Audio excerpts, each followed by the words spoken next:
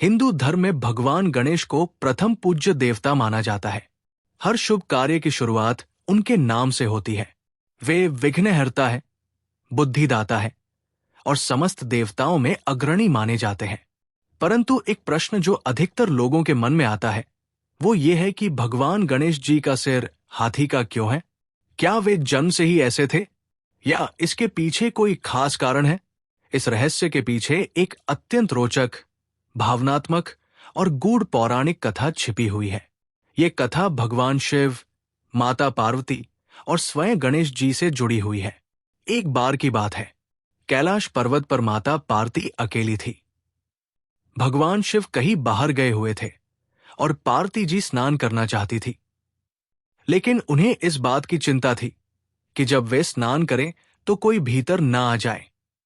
उन्होंने अपने शरीर पर लगे उपटन, हल्दी, चंदन, मिट्टी आदि को इकट्ठा किया और उससे एक सुंदर बालक की मूर्ति बनाई। फिर उन्होंने उस मूर्ति में प्राण फूंक दिए और वो बालक जीवित हो गया।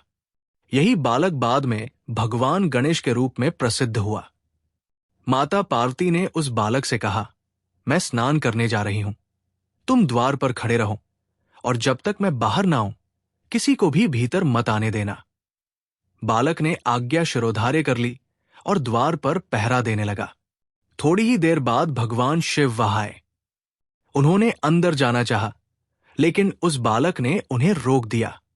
उसने स्पष्ट शब्दों में कहा कि जब तक मेरी माता स्नान करके बाहर नहीं आती तब तक कोई भी भीतर नहीं जा सकता। शिव ने उसे बहुत समझाने की कोशिश की कि वे पार्वती के पति हैं और उन्हें रोकना अनुचित है, परंतु वो बालक अपनी माता की आज्ञा का पालन कर रहा था और टस से मस नहीं हुआ। भगवान शिव को यह बहुत अपमानजनक लगा। एक साधारण से बालक द्वारा रोका जाना उनके आत्मसम्मान के विरुद्ध था। उन्होंने अपने गणों को बुलाया और आदेश दिया कि इस बालक को हटाओ। शिव के गणों और उस बालक के बीच युद्ध आरंभ हुआ, परंतु वो बालक कोई साधारण बालक नहीं था। वो अत्यंत बलशाली और वीर था। उसने शिव के समस्त गणों को पराजित कर दिया। अंततः भगवान शिव को स्वयं युद्ध में उतरना पड़ा। क्रोध में आकर शिव ने अपने त्रिशूल से उस बालक का सिर काट दिया। थोड़ी देर बाद जब माता पार्वती स्नान करके बाहर आई और देखा कि उनका पुत्र मृत पड़ा है तो वे क्रोधित और शोकाकुल हो गई। उन्होंने भगवान शिव से कहा कि यदि मेरे पुत्र को तुरंत जीवनदान नहीं मिला तो मैं अपने तेज से इस समस्त सृष्टि को भस्म कर दूंगी। माता पार्वती का ये रूप अत्यंत भयानक था। देवताओं में भय फैल गया।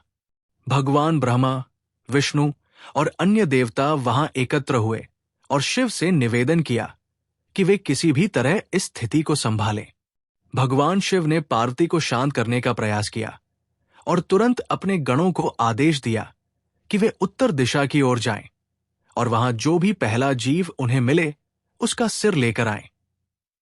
परंतु शर्त यह थी कि वो जीव अपनी मां की गोद में सोया न हो। कुछ समय बाद वे एक विशाल हाथी के बच्चे का सिर लेकर आए जो इस शर्त को पूरा करता था।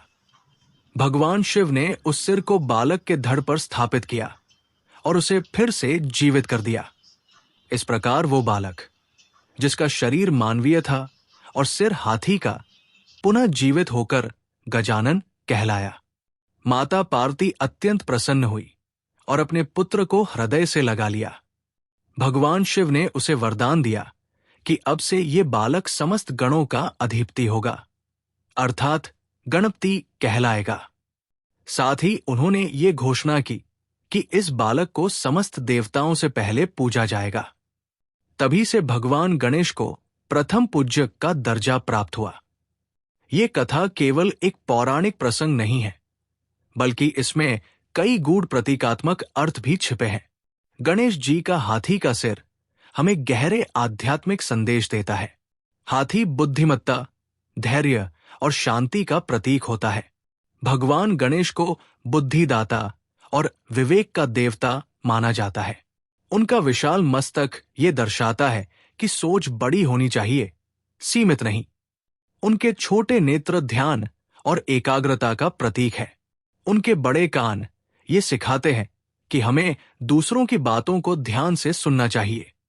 उनकी लंबी सूंड जटिलताओं को सुलझाने की कला और लचीलापन दर्शाती है। उनके एक दांत के पीछे भी एक कथा जुड़ी है। एक बार महर्षि वेदव्यास महाभारत की रचना करना चाहते थे। वे एक ऐसा लेखक खोज रहे थे जो बिना रुके तेजी से उनकी वाणी को लिख सके। उन्होंने भगवान गणेश से निवेदन किया कि वे महाभारत को लिपिबद्ध करें। गणेश जी ने शर्त रखी कि वे बिना रुके तब तक लिखेंगे जब तक वेदव्यास रचना करते रहेंगे। लेकिन जैसे ही वेदव्यास रुकेंगे, वे भी लेखन छोड़ देंगे। वेदव्यास ने यह शर्त स्वीकार की और भगवान गणेश ने अपना एक दांत तोड़कर उसे कलम बनाया और महाभारत की रचना की। तभी उन्हें एक दंत अभी कहा जाता है। गणेश जी का रूप जितना विचित्र प्रतीत होता है, उतना ही वो गहन शिक्षाओं से भरपूर है। वे ये सिखाते हैं कि जीवन में बुद्धि, धैर्य, विवेक और लचीलापन आवश्यक है। माता पिता के प्रति आज्ञाकारिता, कर्तव्यनिष्ठा और बलिदान भी उनके चरित्र के महत्वपूर्ण पहलू हैं। जब वे माता की आज्ञा का पालन कर रहे थे, तब उन्होंने स्वयं भगवान शिव का भी विरोध किया, क्योंकि उनके लिए माता का आदेश सर्वोपरि था। यह हमें यह सिखाता है कि सच्ची भक्ति और कर्तव्य के मार्ग में कोई समझौता नहीं होना चाहिए।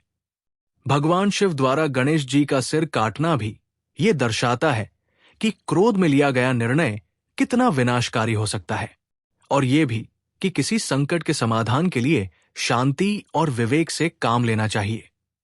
भगवान शिव ने अपने ही किए गए कर्म को सुधारने के लिए हाथी का सिर लाकर अपने पुत्र को पुनर्जीवन दिया और उसे देवताओं में सर्वोच्च स्थान प्रदान किया। गणेश जी का बड़ा पेट इस बात का प्रतीक है कि वो समस्त ब्रह्मांड को समेटे हुए हैं। वे समस्त भावनाओं, घटनाओं और विचारों को आत्मसात कर सकते हैं। उनका वाहन मूषक, चूहा भी ये सिखाता है कि चाहे आकार में कितना भी छोटा क्यों न हो, सही दिशा और संकल्प से कोई भी असंभव कार्य संभव हो सकता है। मूषक जैसे चंचल जीव को नियंत्रित करना भी बुद्धि का प्रतीक है। भगवान गणेश जी के अनेक नाम हैं: गजानन, गणपति, विनायक, एकदंत, लंबोदर, वक्रतुंड, सिद्धि विनायक आदि। प्रत्येक नाम उनके किसी विशेष गुण या स्वरूप को दर्शाता है। वे न केवल देवताओं के प्रिय हैं, बल्कि साधारण जनमानस के हृदय में भी विशेष स्थान रखते हैं। उनके त्योहार गणेश चतुर्थी पर संपूर्ण भारत में भक्ति और उल्लास की लहर छा जाती है। उनके आगमन और विसर्जन के समय वातावरण गणपति बप्पा मोरिया के नारों से गूंज उठता है। इस प्रकार गणेश जी का हाथी का सिर न केवल एक पौराणिक कथा का परिणाम है, बल्कि ये हमें जीवन जीने की एक सुंदर दृष्टि प्रदान करता है। वो ये सिखाता है कि हर रूप, चाहे वो सामान्य न लगे, उसमें दिव्यता छिपी हो सकती है। परिवर्तन को अपनाकर भी महानता प्राप्त की जा सकती है। संकट चाहे जितना भी बड़ा हो, अगर बुद्धि और विवेक साथ हो तो उसका समाधान संभव है। गणेश जी के स्वरूप में जीवन का संपूर्ण दर्शन समाया हुआ है। विघ्नहर्ता, सिद्धिदाता, मंगल मूर्ति भगवान गणेश को शत शत नमन।